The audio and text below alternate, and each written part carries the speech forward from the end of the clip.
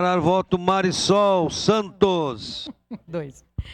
Obrigada, presidente. Muito rápido. Eu só queria reforçar o quanto eu acho importante esse programa Nota Fiscal Gaúcha.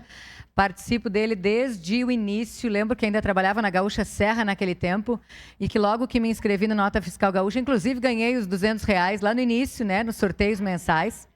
Já ganhei. Meu pai também, há um tempo atrás, recebeu esse valor, porque nós somos muito cuidadosos nessa questão de cobrar pela nota fiscal, do entendimento que isso melhora, de maneira geral, toda a questão, né, do nosso desenvolvimento econômico, também da garantia de empresas adimplentes, de consumidores que entendem o seu papel como consumidor.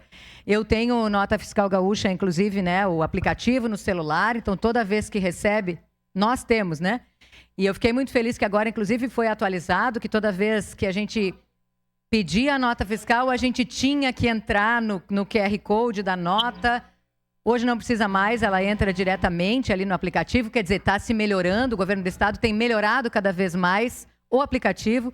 Aliás, para quem não sabe, também, a partir de hoje, foram liberados os valores, aquele resgate, né, do valor.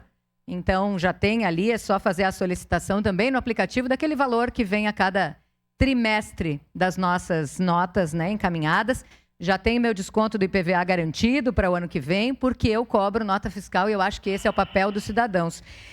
E só reforçando, né, neste caso, não tem nenhum valor a mais para nós, consumidores, né, mas a prefeitura coloca e incentiva ainda mais que isso aconteça, então, com certeza, o meu voto é favorável, presidente.